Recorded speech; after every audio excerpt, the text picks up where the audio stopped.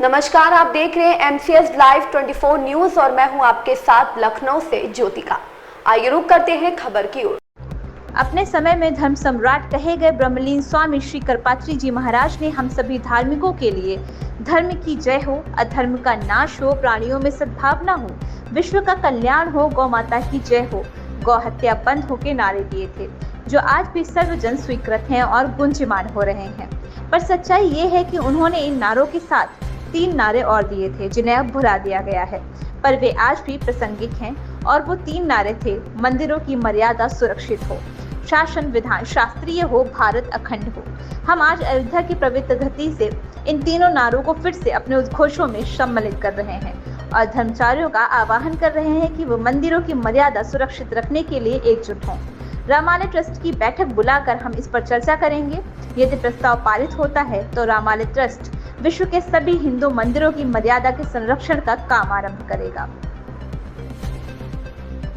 अयोध्या में मंगलवार को लाएंगे 5 गव्य प्राशन फलक। देश भर में तिरुपति लड्डू के बारे में आने वाली सूचनाओं से उन लड्डू को प्रसाद के रूप में खा चुके हिंदू समाज के लोग गलानी का अनुभव कर रहे हैं। उस गलानी को मिटाने के लिए 5 गव्य प्राशन की व्यवस्था की गई है। 5 गव्य प्राशन न बन सकने की स्थिति वाले लोगों के लिए हमारे गौ सांसद पंडित संतोष दुबे जी के नेतृत्व में अयोध्या में आगामी मंगलवार को 5 स्थानों पर 5 गव्य प्राशन फलकों की स्थापना की जाएगी, जिससे सहजता से अयोध्या के वे लोग 5 गव्य प्राशन कर अपने हृदय की गलानी को मिटा सके। हमें भाजपा विरोधी कहा जा रहा है, पर समझने की जरूरत है कि हमारी मजबूरी क्या है। हमने कभी देश के किसी भी पार्टी का विरोध या समर्थन नहीं किया, फिर भी हमारी छवि भाजपा या अन्य पार्टी विरोधी बनाई जा रही है। हाँ, हमने भाजपा के कुछ मुद्दों का विरोध किया है, क्योंकि उन विषयों पर पार्टी और उनके नेताओं द्वारा हिंदू धर्म के प्रति बड़ी क्षति की जा रही है, जैसे मूर्ति और मंदिरों को तोड़कर मलबे में फेंकना आदि।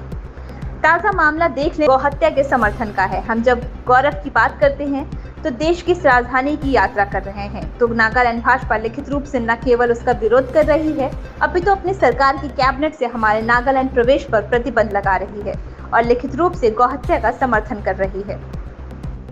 यही नहीं, भाजपा की सत्ता में रहते ही भारत विश्व की गौमांस निर्यातक देश में दूसरे स्थान पर पहुंच गया है। आखिर हम क्या करें? गौ हत्या करने वाले और उसका समर्थन करने वालों का विरोध ना करें?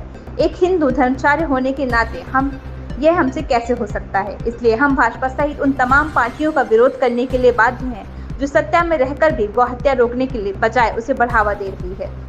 अब समय आ गया है कि हर हिंदू गौ माता के प्राण और उनकी प्रतिष्ठा के बचाने के लिए गौमाता दाता बने, क्योंकि जिन पार्टियों और नेताओं के भरोसे हम आज़ादी के 78 साल जी रहे हैं, उन्होंने हमारे भरोसे को तोड़ दिया है।